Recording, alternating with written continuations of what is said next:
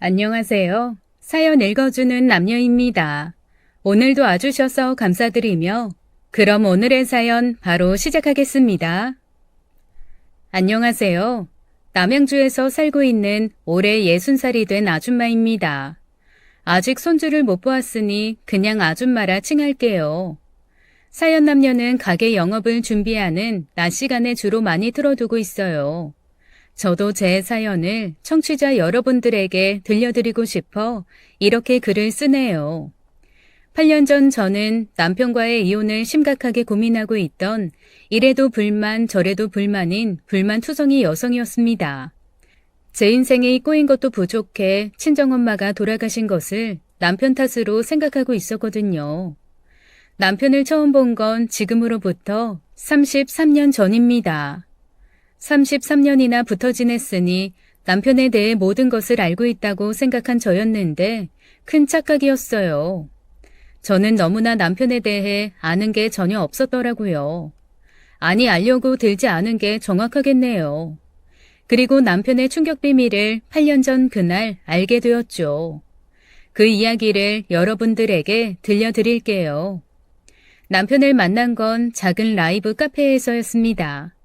당시 고등학교를 졸업하고 작은 회사에서 5년 넘게 일하고 있던 저는 회사 언니들의 성화에 못 이겨 퇴근을 하고 라이브 카페를 따라갔어요.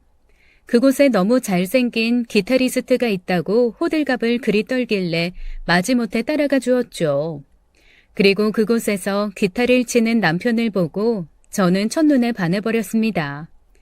제 눈엔 무대에서 기타를 치며 노래를 부르는 남편이 너무 멋져 보였어요. 지금 돌이켜 생각하면 정말 제대로 눈에 콩깍지가 씌인 거였겠죠. 이 글을 쓰는 지금 방바닥에서 발가락 쑤시며 그 손으로 군고구마를 먹는 모습을 보면 멋있기는 개뿔이나 멋있나요. 하여간 철없고 남자 경험 없는 제게 그때의 남편은 첫눈에 반할만 했나 봐요. 그날 이후 이제는 반대로 제가 회사 언니들을 졸라서 그 라이브 카페 출근 도장을 찍었으니 말입니다. 그러다가 정말 우연하게 길에서 기타를 메고 가는 남편을 마주쳤어요. 단발머리 삼총사. 저희 가게 단골 맞으시죠? 당시 저와 함께 매일 출근 도장을 찍던 언니 2명이 모두 단발머리였거든요. 저도 단발머리였고요. 남편이 저희를 기억하고 있던 거였죠. 쑥스러워 대답도 못하는 제게 남편이 출출하다며 우동이나 한 그릇 먹자고 하더라고요. 딱 그 옆에 포장마차가 있었는데 우동 냄새가 기가 막혔거든요. 그 일로 남편과 가까워졌어요. 저는 그날 이후에도 매일 남편이 일하는 가게 출근 도장을 찍었고 남편은 저를 지목하는 듯한 노래를 불러주었었죠. 제 인생 가장 로맨틱했던 나날이었습니다. 남편은 저보다 5살 많았어요. 누가 먼저랄 것도 없이 저희는 사랑에 빠졌습니다. 저나 남편이나 당시 돈이 없던 가난한 연인이었지만 그런 건 아무 상관없었죠. 뚝방에 앉아 남편이 기타를 치며 불러주는 노래를 듣고 있노라면 세상 부러울 것 없이 행복했으니까요. 그렇게 저희는 2년 연애를 하며 평생을 함께하자는 약속을 하고 결혼을 했습니다. 하지만 친정아빠는 남편을 무척이나 싫어했어요. 남자가 지금 돈이 없더라도 야망이 있어야 하는 건데 남편에게는 그런 것이 조금도 보이지 않는다는 이유였죠. 결혼하면 돈 때문에 절 고생시킬 게 뻔하다면서요. 그런데 제가 고집했어요. 당시 제 나이 29살이었어요. 지금이야 시집가기 늦은 나이가 아니었지만 당시만 해도 29살은 더 이상 결혼을 늦출 수 없는 노처녀였죠. 이 남자 아니면 그냥 노처녀로 살면서 아빠 엄마 집에서 백수로 살겠다고 했습니다. 한동안 그렇게 난장을 피우니 엄마가 아빠를 설득하시더라고요. 사위 될 사람을 몇 번 본 적이 있는데 돈은 몰라도 제 눈에 눈물 나게 할 사람은 아닌 것처럼 보였다나요? 그래서 결혼 허락을 받을 수 있었습니다. 결혼 허락만 받으면 모든 것이 행복하게 돌아갈 줄 알았죠. 하지만 저만의 착각이었어요. 사랑과 현실 사이에는 냉혹하리만큼 넘을 수 없는 벽이 존재하더라고요. 그 벽을 가장 먼저 실감한 건 신혼집이었습니다. 결혼 당시 남편은 정말 돈이 없어도 너무 없었어요. 시댁도 저희가 도움을 드렸으면 드렸지 도움을 받을 만한 상황도 아니었고요.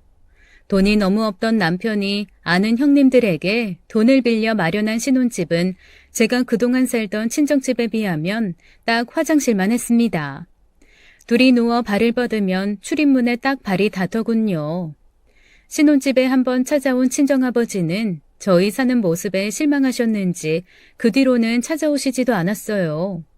결혼하며 알게 된 사실이지만 당시 라이브 카페에서 남편이 받는 돈은 터무니없을 정도로 적은 돈이었습니다.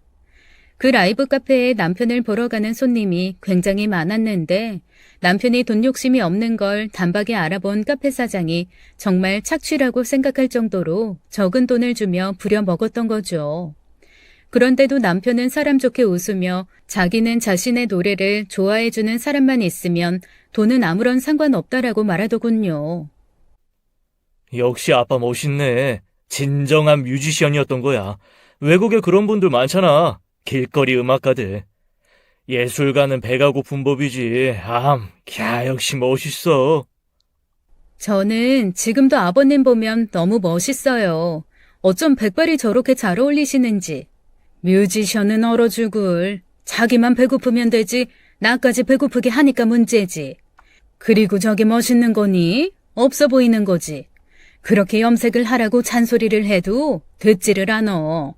니들이 하도 백발 멋지다고 하니까 니들 아빠가 그거 듣고 더 저러고 다니잖아.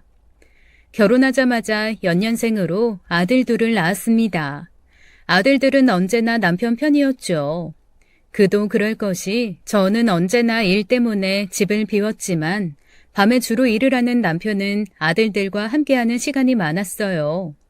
가족과의 시간을 중요시하던 남편과 다르게 아이까지 낳은 저는 먹고 살며 아이를 잘 키워야 한다는 현실적인 문제에 집중했습니다.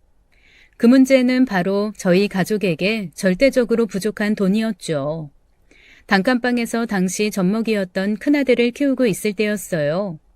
큰아이를 낳고 바로 또 임신한 저는 회사를 그만두고 집에서 부업을 하며 적은 돈이 남아 벌고 있었죠.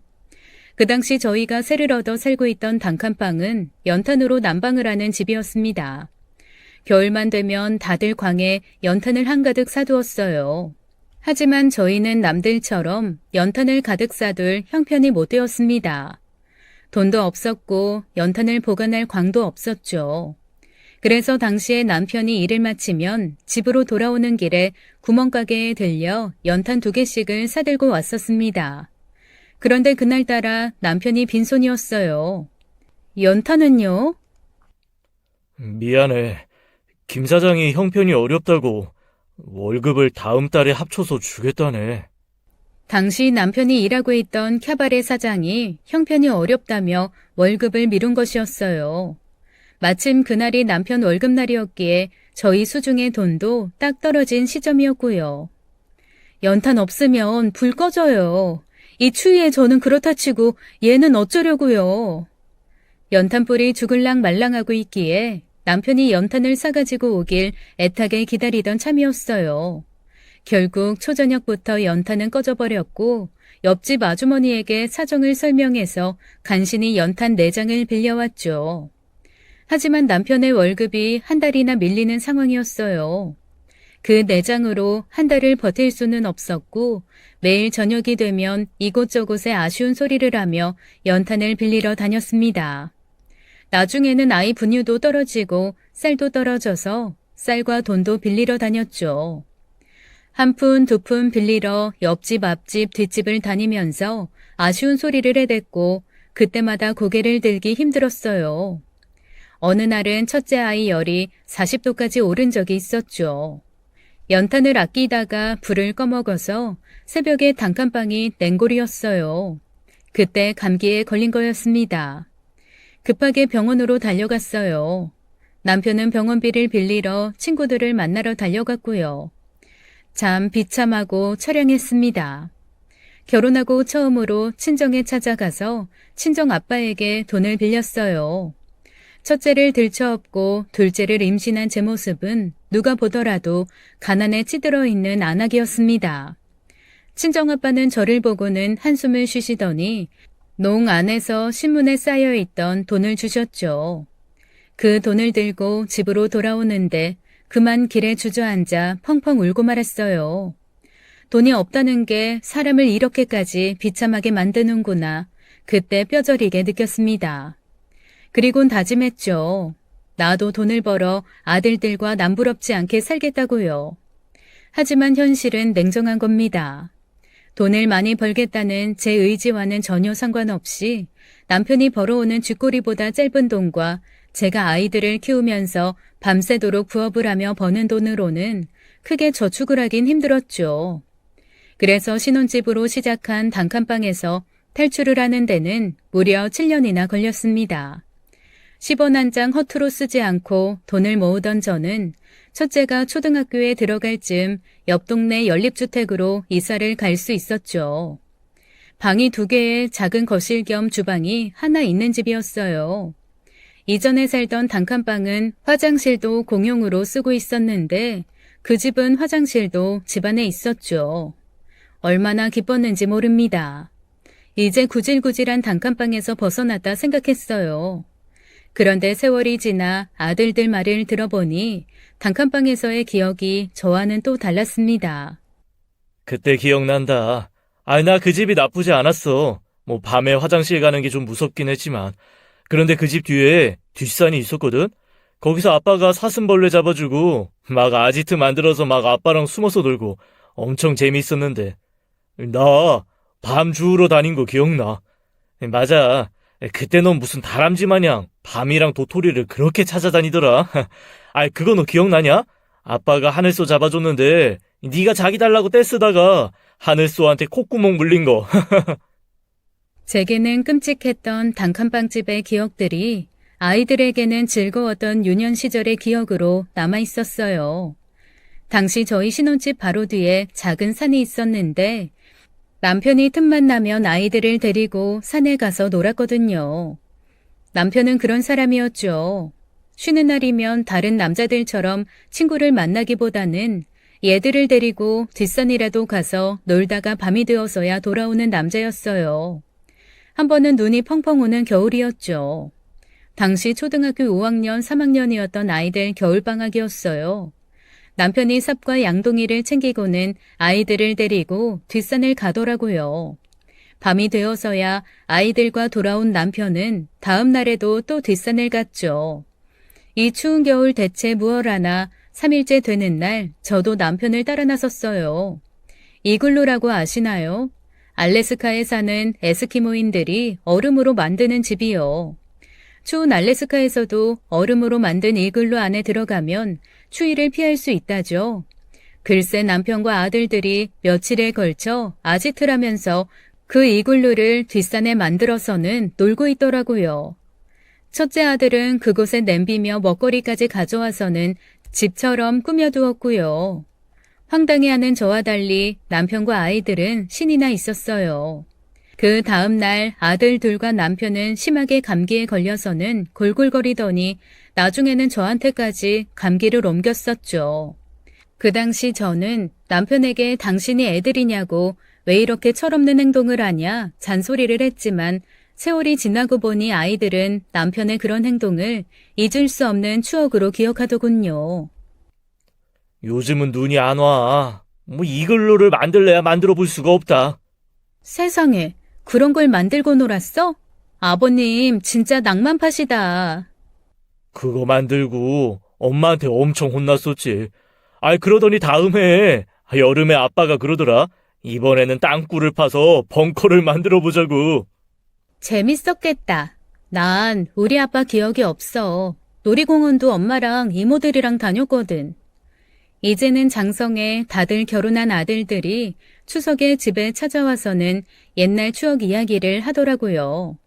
비록 돈이 없어 다른 아이들처럼 놀이공원에는 데리고 다니지 못했지만 아이들에게는 꽤나 인상 깊은 추억을 만들어주었나 싶었습니다.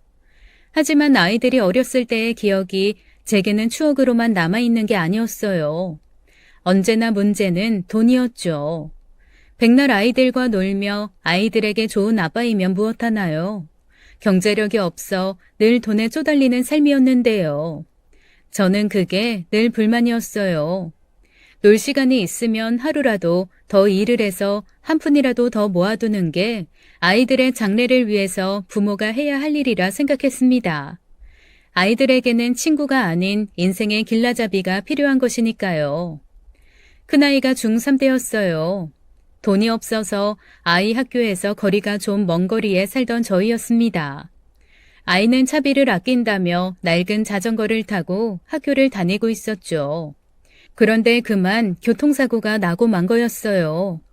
아침 일찍 학교를 가기 위해 집을 나선 아이가 그만 새벽까지 술을 마시고 집으로 가던 사람의 차에 치이고 만 거였죠.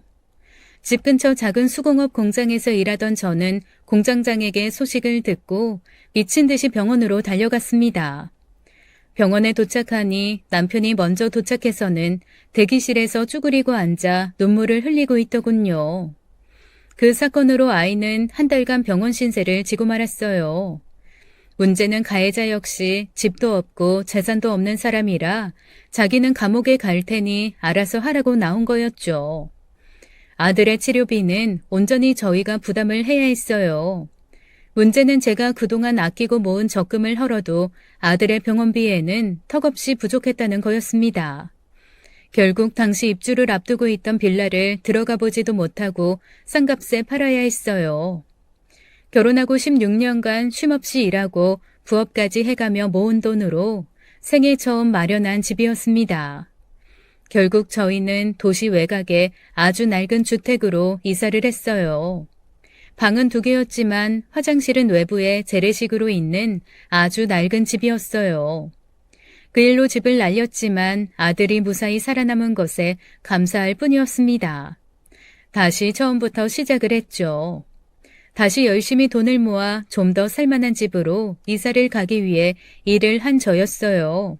도심지에 있는 작은 투룸집 전세라도 들어가 보려고 야근까지 하며 일을 했죠. 하지만 저희 생활은 좀처럼 나아지질 못했어요. 비슷한 시기에 결혼한 지인들은 모두들 잘 나가고 있었는데 말입니다. 비교를 하고 싶진 않았지만 너무나 큰 차이가 나는 그들과의 삶에 제 자신이 참 초라했어요. 오랫동안 서로 왕래를 하며 1년에 한두 번씩 모임을 하는 지인들이 있었습니다. 한 번은 오랜 친구들과 다 함께 펜션을 잡고 술을 마신 적이 있어요. 다들 사는 게 바빠서인지 1년에 한 번 모이기도 힘들었지만 오래된 친구들이었기에 대충 어떻게 사는지 다 아는 사이였죠. 니들 인생의 최고의 순간이 언제였냐? 최고의 대답하는 사람한텐 내가 금 5돈 선물로 준다. 자, 여기 금두껍이다. 부동산 투자로 재산이 수십억으로 불어난 친구의 말이었어요. 다른 친구들은 몰라도 저는 그 질문의 의도를 알 수 있었죠. 아니, 정확하게 말하면 인생을 부정적으로만 보고 살던 제게 삐뚤어지게 들리던 말이었어요. 그저 제가 또 돈 자랑하고 싶어 저러는구나 싶었거든요. 진짜지? 난 인생의 최고의 순간이 내가 하던 프로젝트가 대박나서 바로 이사로 승진되던 그날. 이야, 그날 아주 모든 직원들이 박수를 쳐대는데 짜릿했지. 니들 도파민이라고 아냐? 응? 도파민 아시냐고? 내가 강원랜드에서 네, 도박꾼 이야기는 다음에 듣고요. 다들 웃으며 그 분위기를 즐기는 것 같았어요. 하지만 저는 마냥 웃을 수 없었습니다. 그 당시 다들 사회에서 한 자리씩 잡고 잘들 살고 있었지만 저희 부부는 여전히 돈에 쪼달리는 삶이었거든요. 펜션에 온다고 친구들은 다들 좋은 차를 끌고 왔더군요.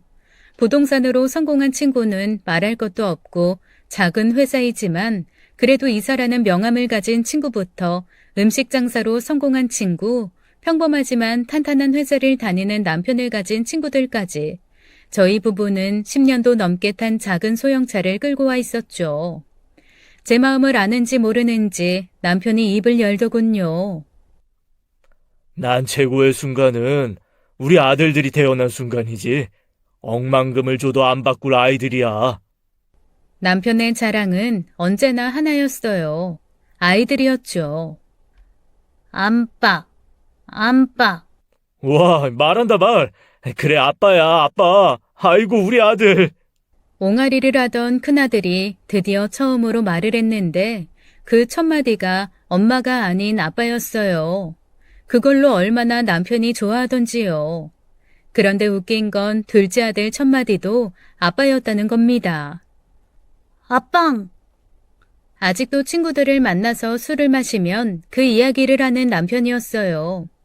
아이들이 태어난 순간이 최고의 순간이었다는 남편의 대답에 다들 조용해지더니 술만 홀짝이며 펜션 마당에 피워둔 장작불만 보더라고요. 그렇지. 뭐 애들이 최고지. 정해진 거다. 1등은 매년 더 잘생겨지는 우리 기태영부. 그날 남편의 대답이 1등으로 뽑혔죠. 그래서 친구가 상품이라고 내놓은 금두꺼비를 받았어요. 하지만 저는 하나도 기쁘지 않았습니다. 그 자리에 자식이 없는 부분은 하나도 없었어요.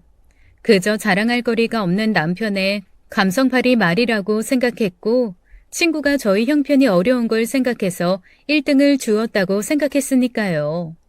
이토록 삐뚤어진 생각을 갖고 살아왔던 저였죠. 그런데 저도 그럴 수밖에 없었어요. 남편과 결혼하고 돈 걱정을 안 하면서 살아온 날이 없을 정도였으니까요. 남들은 남편이 부장이 되었다, 사업이 성공했다, 이런 소식이 들려올 때 저희는 이번에 올려달라는 전세금은 어떻게 마련을 해야 하나 고민하거나 아들들이 대학을 가면 등록금 대출은 얼마나 받고 어떻게 갚아야 할지 고민을 했거든요. 그 흔한 해외여행을 가본 기억도 없고 남들 다 간다는 국내 여행도 호텔이나 펜션은커녕 최대한 돈을 아낀다며 민박만 찾아다니거나 구입한 지 10년이 넘은 텐트를 가지고 노지 캠핑이나 다니던 우리 부부였어요. 그 모임 이후 제가 남편에게 바가지를 긁었죠. 당신은 남자가 그릇이 왜 이렇게 작아? 남들처럼 성공해보고 싶다 하는 마음은 없어? 이미 성공을 했는데 무슨 성공을 더 원해? 당신이 성공을 했다고? 그럼 이렇게 예쁜 아내랑 든든한 아들 둘이 있는데 얼마나 더 성공을 해야 해? 아니 무엇보다 우리 가족 다들 건강하잖아. 말이나 못하면 밉지는 않죠. 하는 말마다 허허 웃으며 빠져나가는데 그 모습이 더 제 속을 긁는 것 같았어요. 저도 남부럽지 않게 살고 싶었어요. 제 손톱에 끼어있는 지워지지 않는 공장 기름때도 부끄러웠고 밤무대 연주자로 밤에 출근하는 남편의 모습도 부끄러웠습니다. 무엇보다 이제 곧 대학을 준비할 아들들의 학비도 걱정이었어요. 친구들 아이들처럼 내 아이도 돈 걱정 없이 학원을 다니고 대학을 다니고 그 아이들 닮은 착하고 예쁜 섹시를 만나 결혼도 했으면 했습니다. 신혼집도 남부럽지 않게 마련해주고 싶었죠. 그저 저처럼 시작하지 않도록 좋은 집을 해주고 싶었습니다. 제 욕심이었지만 그렇게 하고 싶었어요. 왜 나는 내 아이들에게조차 그런 것을 못해줄까 매일 밤 잠들며 생각을 했죠. 내 인생이 어디부터 잘못되었을까 말입니다.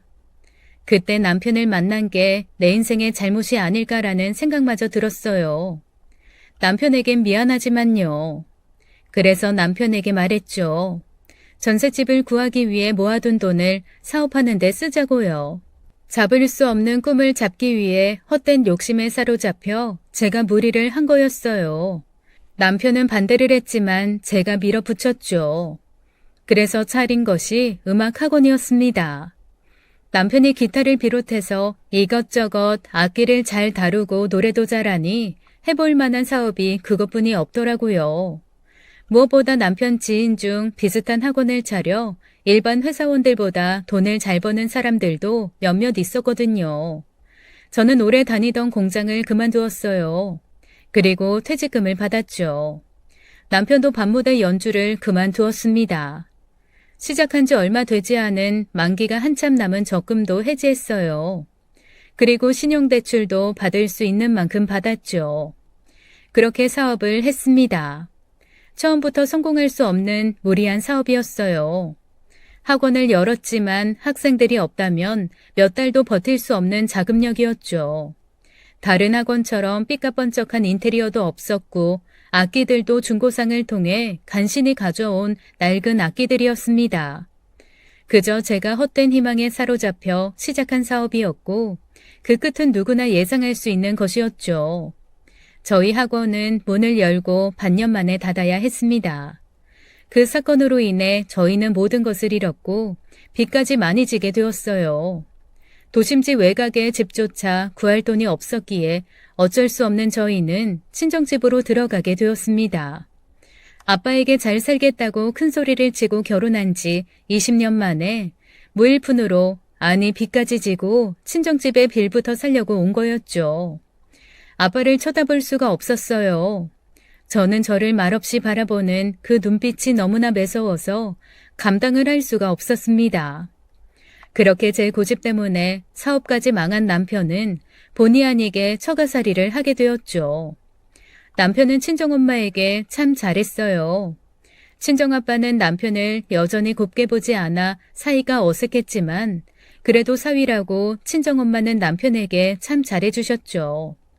저희가 친정집으로 이사를 한 날 닭을 잡아주시며 그동안 고생을 했다고 남편을 위로해주는 엄마였어요. 그래서 남편도 친정엄마를 각별하게 따르고 좋아했던 것 같습니다. 무엇보다 저희가 결혼하고 얼마 안 가 시어머니가 돌아가셨기에 남편은 더욱 저희 엄마를 자기 엄마처럼 여기며 잘 보셨죠. 남편은 일을 갔다가 집에 돌아오면 친정엄마를 도와 저녁을 준비하곤 했습니다. 저는 사업이 망하고 도우미 일을 하고 있어서 남편보다 퇴근이 늦었기에 저녁 시간이 지나고 집에 왔는데 그때가 되면 남편과 친정엄마가 저녁상을 만들었다며 저를 위한 식사도 준비되어 있었죠. 어느 날은 남편과 엄마가 김장을 한다며 배추를 산더미 같이 사오더라고요. 남편과 엄마는 둘이 붙어서 서로 오순도순 김장을 100포기씩이나 만들더니 나중에 수육도 만들어 서로 먹여주는 모습이 꼭 제가 딸이 아니라 남편이 아들인 모습이었어요. 엄마는 이 나이에 처가살이 하는 사위가 밉지도 않아? 네가 바람 넣어서 사업하다가 망하고는 누가 누굴 미워하니? 사람이 살다 보면 넘어지기도 하는 거지. 자식이 넘어졌다고 혼내는 부모가 어딨어? 훌훌 털고 일어서면 되는 거지. 그래도 엄마 친구들은 다들 능력 있는 사위 자랑만 하는데 나도 사위 자랑하고 살아. 이거 왜 이래? 무슨 자랑? 네 애들 봐라. 가난했어도 행복한 기억만 한가득이잖아. 그게 어디 쉽니? 너도 너무 돈돈거리지 말고 한번 사는 인생 어떻게 하면 행복해질 수 있을까 그런 생각하면서 살아. 내가 무슨 돈돈거린다고. 김서방한테 잘해. 처가살이 하면서 제일 힘들어할 사람이 누구겠어? 그런데 힘든 내색 하나 안 하고 얼마나 씩씩하니. 그 당시 친정엄마는 잠을 잘 못 주무셨어요. 오래된 병이라고 했죠. 처방받은 수면제를 먹어 간신히 잠이 들어도 새벽에 잠에서 깨어 다시 잠을 자지 못한다고 했습니다. 옆에서 작은 움직임에도 잠을 깨서 친정아빠와 따로 잔 지도 오래되었다고 했죠. 그런데 어느 날 남편이 기타를 가져와서는 잠자리에 든 친정엄마에게 가서 잔잔한 노래를 불러주더라고요. 처음에는 그 모습이 어색해서 제가 남편을 말렸습니다. 애들도 아닌데 무슨 자장가야. 그런다고 깊게 잠드실 분 아니야. 하지만 친정엄마는 그런 남편의 기타 소리를 좋아했어요. 말리는 저를 오히려 말리셨죠. 그러더니 정말 놀랍게도 남편의 노랫소리를 들으며 잠이 드시더라고요. 김서방이 참 신기한 재주가 있다. 10년이 넘게 그렇게 잠들기가 힘들었는데 김서방이 자장가를 불러주면 내가 꼭 갓난아기가 된 것처럼 잠이 솔솔 들지 뭐냐. 아주 10년 만에 아침까지 한 번도 안 깨고 푹 자고 일어났어. 그날 이후로 남편은 하루도 빠짐없이 친정엄마에게 자장가를 불러주고는 돈을 벌기 위해 다시 밤무대 일을 하러 늦은 밤 출근을 했죠. 그렇게 친정에서 사는 게 익숙해질 즈음 한 가지 문제가 생겼어요. 바로 첫째 아이 대학 문제였어요. 사는 것에 치여 살다 보니 변변찮게 뒷바라지도 못했는데 아들이 서울의 유명한 대학에 떡하니 합격을 했어요. 하지만 문제는 비싼 등록금이었죠. 아들은 등록금 때문에 좋은 학교를 포기하고 지방의 국립대에 등록을 하려고 하더군요. 저는 절대로 그러기 싫었어요. 남편과 그걸로 고민을 했는데 그걸 알고 친정아빠가 등록금을 대주셨죠. 미안해요, 아빠. 이런 모습으로 사는 거 보여드려서. 정말 열심히 살았는데 사는 게 쉽지 않아요. 네 아들이기도 하지만 내 손주이기도 하다. 할아버지가 내 손주 등록금 대주는 게 무슨 대수라고. 그런 거 미안해하지 말고 니들은 어서 돈 모아서 집 사서 다시 나가 살 생각이나 해라. 고개를 들 수가 없었어요. 다 늙은 부모님에게 용돈 한 푼 못 드리면서 오히려 노후 자금까지 빼가는 모습이었으니까요. 그래서 더 열심히 돈을 모아야겠다고 생각했죠. 그리고 그때 제 삶을 송두리째 바꿔버리는 사건이 생기고 말았습니다. 요즘 왜 이렇게 소화가 안 되나 몰라. 체하셨어? 병원은? 일주일 전에 요합병원 가서 소화제 처방받았는데 먹어도 좀처럼 나아지질 않는다. 일주일이요? 그러시면 오늘 저하고 큰 병원 가셔서 검사 좀 받아보세요. 그 말을 들은 남편이 무척이나 걱정을 했어요. 그날 바로 친정엄마를 모시고 큰 병원으로 갔죠.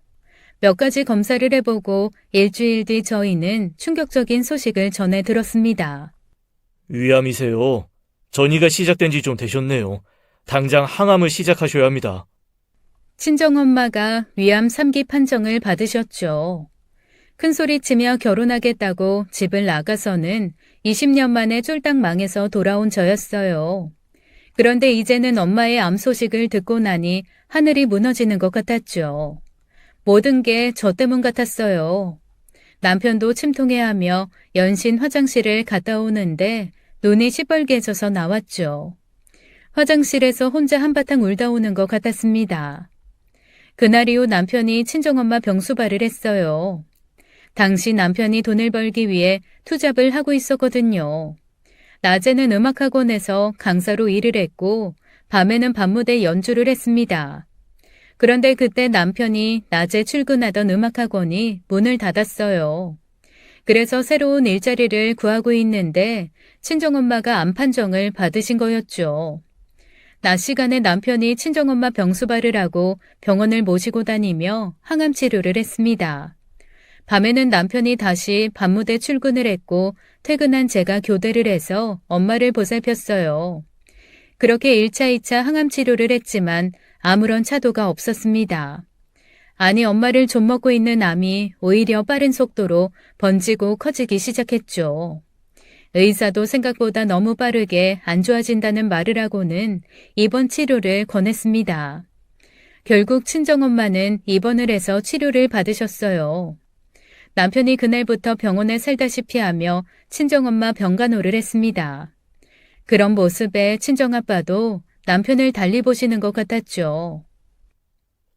내 딸 데려다가 이 고생만 시키는 놈, 한 번도 사위로 생각한 적 없었다. 이 돈도 못 벌고 쓸모없는 기타만 치는 놈인 줄 알았는데 내가 잘못 생각했나 보다. 네 엄마 생각이 맞았단 게지. 가족들의 바램에도 친정엄마의 병은 깊어만 갔고 그에 따른 통증은 나날이 심해졌어요. 나중에는 식사도 하지 못하시는 지경에 이르렀죠. 내가 아무래도 이 병원을 나가지 못할 것 같다. 그런 소리 하지 마, 엄마. 요즘 의학이 얼마나 좋은데 이겨내겠다는 마음이 중요한 거야, 엄마.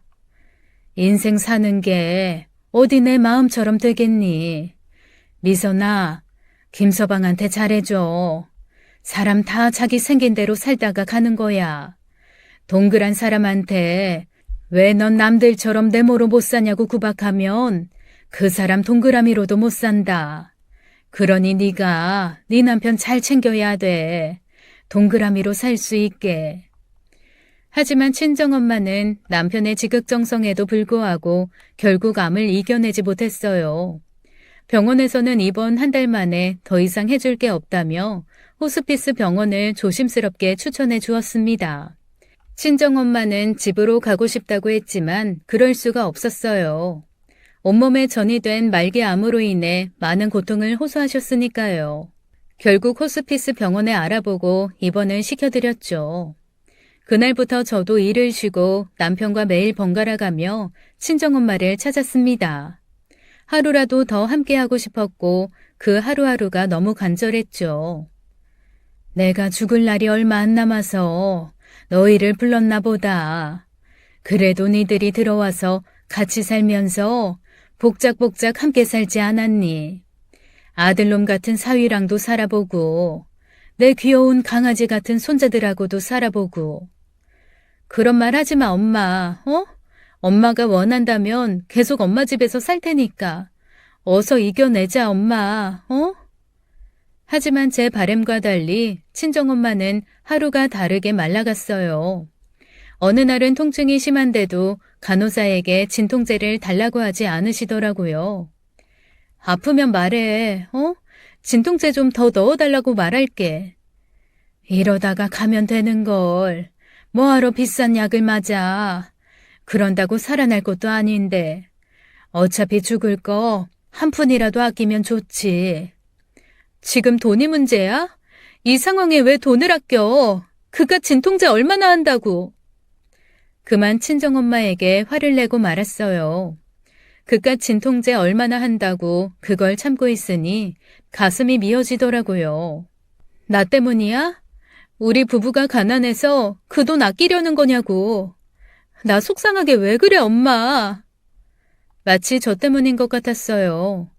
우리 아이들 등록금을 주기 위해 저희 부부 다시 분가해줄 돈 때문에 그러시는 것 같아서 가슴이 찢어지게 아팠죠. 간호사에게 진통제를 놓아달라고 부탁을 하고 병실을 나오는데 눈물만이 나왔습니다. 밤에 남편이 찾아와서 친정엄마를 보았죠. 저는 잠시 친정아빠와 아이들을 챙기기 위해 집으로 갔고요. 몇 가지 반찬만 챙겨두고 다시 병원으로 향했습니다. 그런데 병실 앞에서 저는 충격적인 것을 보았어요. 남편이 친정엄마 옆에서 조용히 기타를 튕기며 자장가를 부르고 있더군요. 잘 자라 잘 자라 하는 그 모습에 순간 마음속 화가 폭발하고 말았죠. 남편을 끌어내서 병원 주차장에서 남편에게 쏟아내고 말았어요. 제정신이니? 지금 아파서 마약성 진통제 맞고 잠든 엄마한테 기타 치고 노래를 불러? 잘 자라고? 잘 자라고? 네가 사람이야? 아픈 우리 엄마 영원히 자라는 거야 뭐야? 우리 엄마는 지금 죽어가는데 그러고 싶냐고? 어떻게 그러냐고 이 딴따라 새끼야. 우리 엄마가 암에 걸린 게 당신 무능력함 때문에 스트레스 받아서 걸린 거라고는 생각 안 해봤어? 그딴 기타 치는 것보다 돈을 벌어와서 부끄럽지 않은 사위가 되는 게 100만 배 더 중요하다는 걸 왜 몰라? 저도 참 악했어요. 친정집에 들어와 사는 게 어디 남편 잘못이었을까요? 남과 비교를 하며 제 스스로 지옥에 빠져 무리한 투자를 한 제 잘못이었는데 말이죠. 그런데 당시 친정엄마의 암으로 제 마음은 무척이나 약해져 있었어요. 남편이 음악을 하는 것을 평소에는 싫어하지 않았습니다. 돈을 못 버는 것을 힘들어했을 뿐이었죠. 더욱이 친정엄마의 암은 남편의 잘못은 아니었어요. 그 누구의 잘못도 아니었을 겁니다. 남편도 저만큼이나 마음 아파하는 거 충분히 알고 있었고요. 하지만 저는 누군가를 탓하고 싶었었나 봐요. 그래야만 제가 무너지지 않을 수 있었거든요. 결국 마음에도 없는 남편에게 상처가 될 말을 쏟아내고 말았죠. 소리치고 후회했지만 한 번 쏟아낸 말은 주워 담을 수 없는 거더군요. 미안해. 난 그저... 당신 말이 맞는 말이야. 맞아. 나 때문이야. 이딴 기타. 이게 뭐라고. 그 말을 남기고 남편이 자리를 뜨더군요. 뒤돌아가는 남편을 붙잡고 싶었지만 제 발을 누군가 붙잡고 있는 것처럼 남편을 감히 따라가지 못했습니다. 후회와 무거운 마음으로 다시 병원으로 돌아갔죠. 엄마를 봐야 했어요. 저와 엄마의 남은 시간이 이제 얼마 없었습니다. 가는 길에 병실 담당 간호사를 만났죠. 남편이 조용히 기타를 치긴 했지만 혹시 피해를 준 건 아닐지 하는 마음에 간호사에게 사과를 했습니다. 괜찮아요. 지금 어머님 병실에 다른 분이 안 들어오셔서 혼자 있으시기도 하고 어머님이 많이 아파하시는데 사위분 노랫소리 들으시면 덜 아파하시더라고요. 그래서 의사 선생님께서도 허락하셨어요. 마음 쓰지 마세요. 그 말에 알겠다고 대답하고는 급히 화장실로 달려갔어요. 개인칸에 들어가 문을 잠그고 숨죽여 눈물을 흘렸습니다.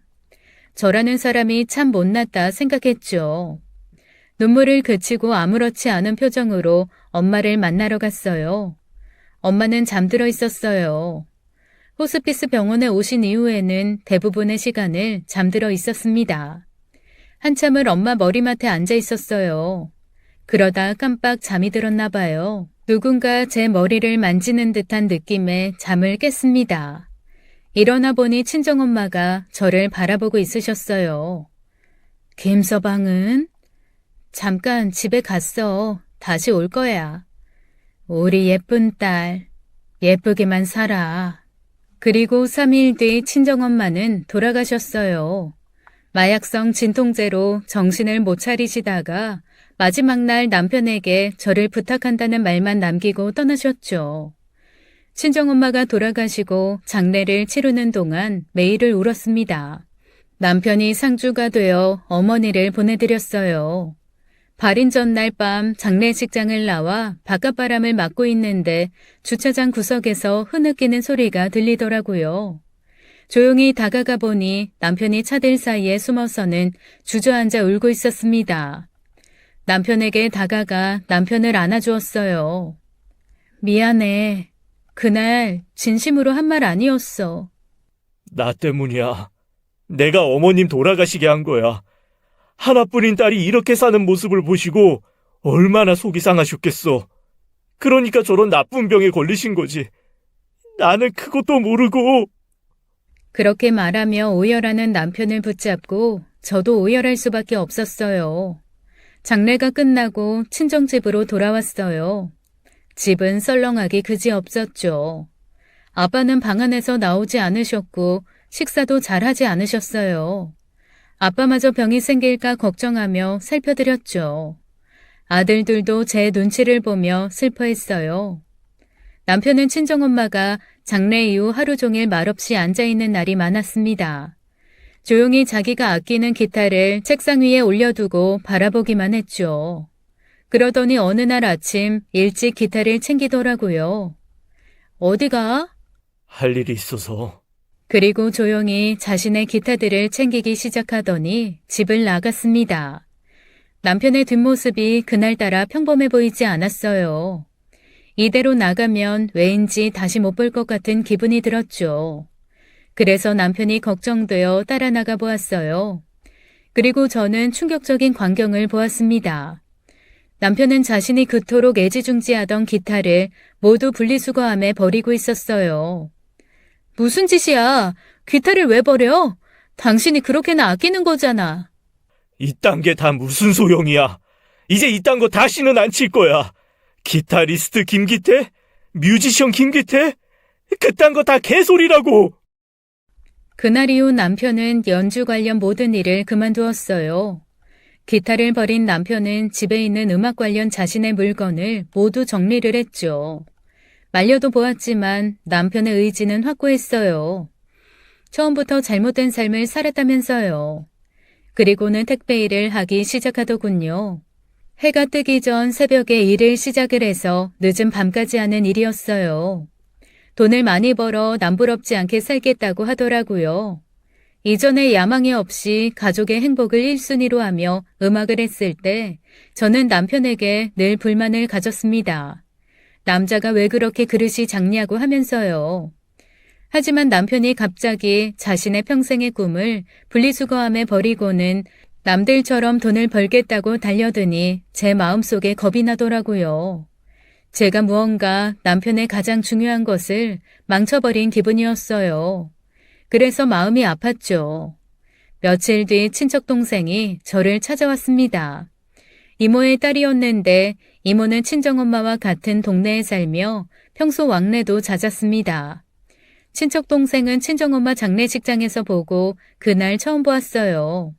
친정엄마가 살아생전 자신에게 부탁을 한 것인데 어떻게 처리해야 할지 모르겠다면서 제게 무언가를 내밀더군요.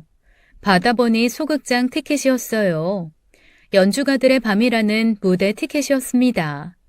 날짜가 얼마 남지 않은 티켓이었죠. 친정엄마가 이런 것에 관심이 있었나 싶었어요. 평소 그 나이대 분들이 좋아하는 트로트 같은 음악도 안 듣던 엄마였거든요. 저는 그 소극장을 찾아가 보았어요. 집에서 멀지 않은 곳이었죠. 버스를 타고 가며 티켓을 만지작거렸습니다. 돌아가신 엄마 생각도 하다가 꿈을 잃고 방황하는 것 같은 남편 생각도 했죠. 멍하니 생각에 잠겨 있다 보니 소극장에 금방 도착하더군요. 그곳에는 여러 연주가들을 모시고 관객들에게 연주가들이 각자 연주를 한두 번씩 해주는 무대였어요. 엄마가 친척 동생에게 부탁해 구한 티켓 자리에 제가 대신 앉아 연주를 보았죠. 엄마가 왜 이런 곳에 오려고 했을까 궁금했습니다. 각자 자신의 분야에서 솜씨를 갈고 닦았지만 성공하지 못한 연주자들의 무대였어요. 2시간이 넘는 무대를 모두 감상하고 돌아서 나왔죠. 그러다 무대 한켠에 있는 연주의 소개 책자를 보았습니다. 그것을 아무 생각 없이 집어든 저는 출연진의 사진을 보다가 한 사람을 보고 눈물을 흘렸어요. 남편이었어요. 기타리스트 김기태. 친정엄마는 어떻게 알았는지 남편의 공연을 보려고 했던 거였어요. 하지만 그날 공연에서 남편을 볼 수는 없었습니다. 자신 스스로 연주의 꿈을 꺾은 남편이었거든요. 저는 알고 있었어요. 남편이 하기 싫어하던 사업을 제가 하자고 등을 떠민 것처럼 남편의 꿈도 제가 떠밀어 접게 만든 거였죠. 저는 바로 관계자에게 찾아가 김기태 씨가 출연 안 하냐고 물었습니다. 혹시라도 저 몰래 남편이 이곳에 나와서 연주를 하길 바라는 마음이었죠. 원래는 매주 한 번씩 나오셔서 연주도 하시고 노래도 불러주셨어요.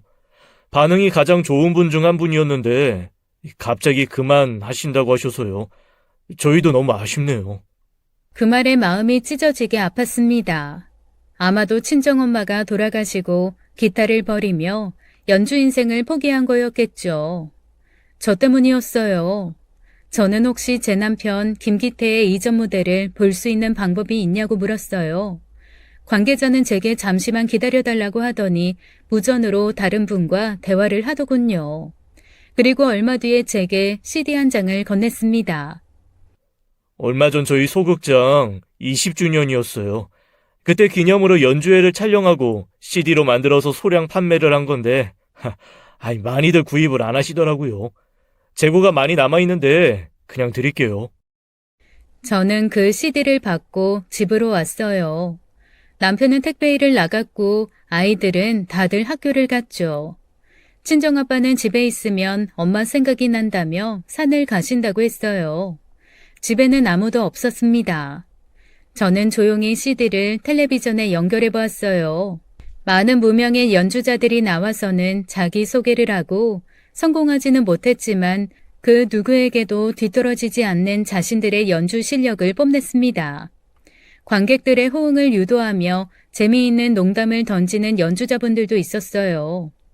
젊은 사람도 있었고 저보다 나이 많은 색소폰을 부는 할아버지도 있었죠. 저도 모르게 입가에 웃음을 띄우며 그 영상을 보았어요. 친정엄마가 돌아가시고 처음으로 웃는 저였습니다. 그리고 마지막쯤 제 남편도 영상에 나왔습니다. 영상에 나온 남편은 무대에 찾아온 사람들에게 인사를 하더니 마이크를 잡고 어떤 말을 하더라고요.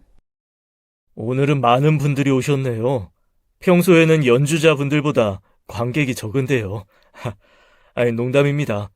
찾아주셔서 진심으로 감사합니다. 연주에 앞서 지금 저희 장모님께서 많이 아프세요. 보잘것없는 사위를 아들처럼 많이 아껴주시는 제게는 어머니 같은 분이신데. 남편이 그 말을 하더니 한참을 말을 못하더라고요. 눈물을 참고 있는 것 같았어요. 이 자리에 찾아주신 많은 분들께서 잠시만, 아주 잠시만 저희 장모님께서 병을 이겨내도록 기도해 주시면 감사하겠습니다. 남편의 그 말에 저도 모르게 제 눈에서 눈물이 흘렀습니다. 그리고 이어 남편이 피아노를 치기 시작했어요. 평소 기타만 치던 남편이었는데 피아노도 그렇게 잘 치는 줄은 정말 몰랐습니다. 피아노를 치며 노래를 부르기 시작했죠. 노래 가사가 남편의 심정을 이야기하는 것 같아 마음이 아팠어요. 불도 꺼져 어두워진 집안에서 저 혼자 훌쩍이며 울고 또 울었죠.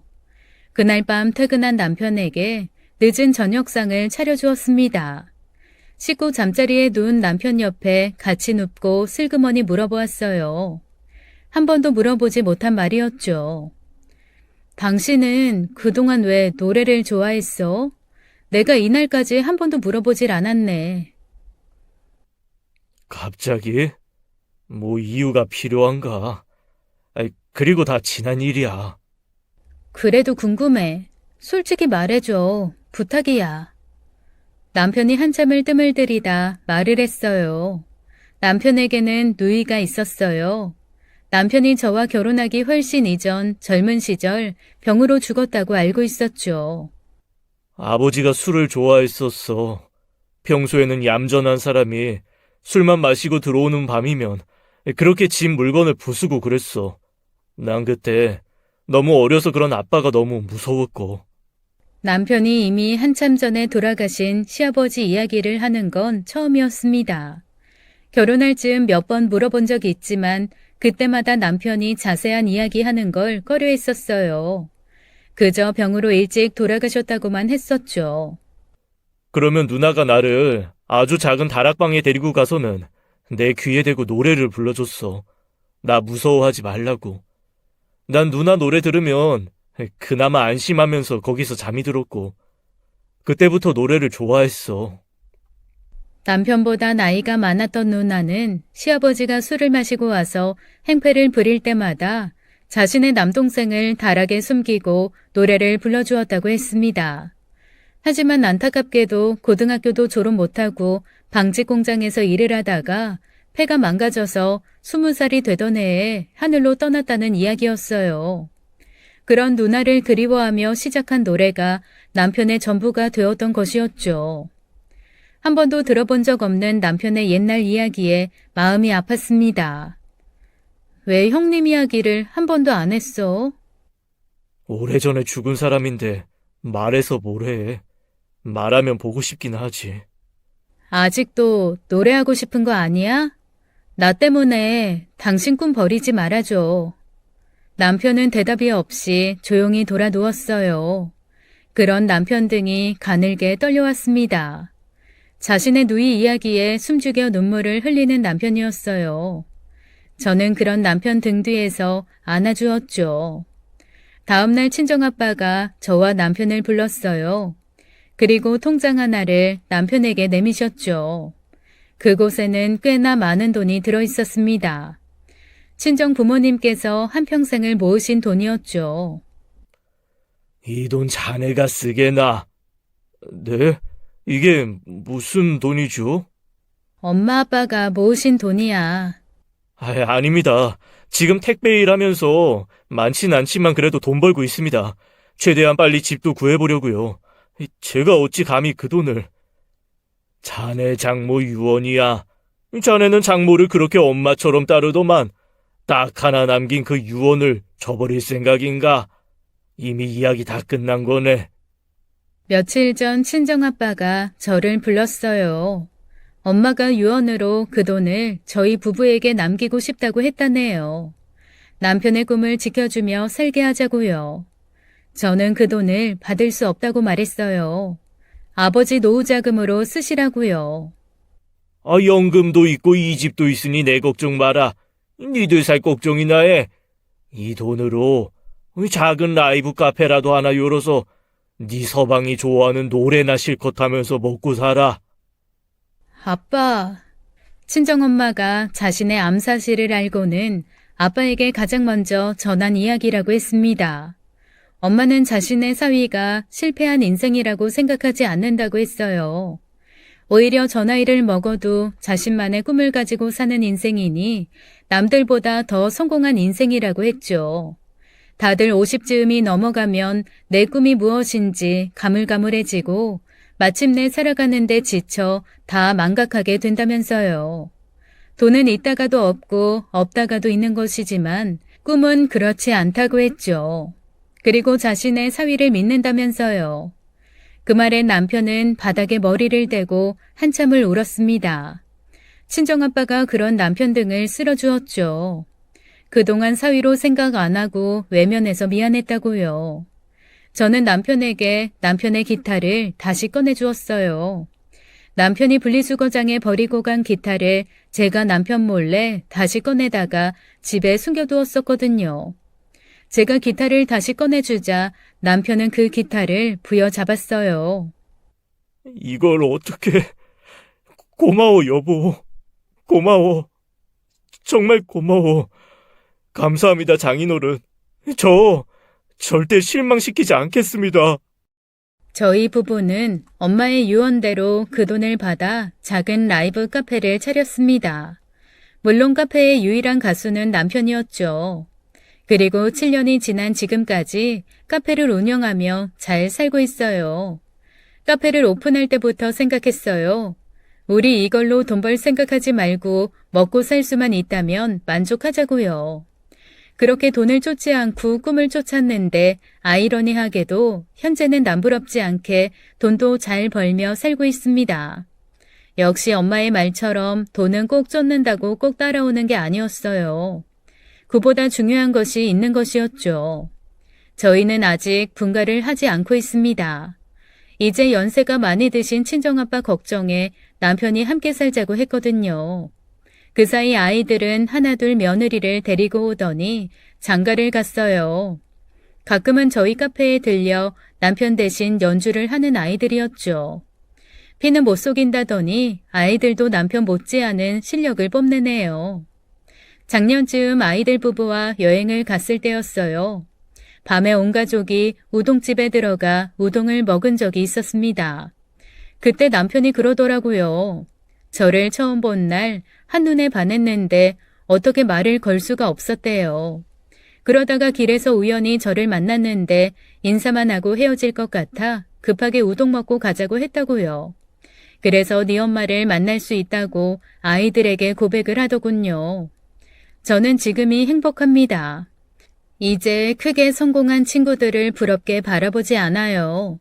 그저 카페에 앉아 낙엽이 지는 풍경을 바라보며 커피 한 잔을 하고 지금의 모습에 만족하며 감사하고 있습니다.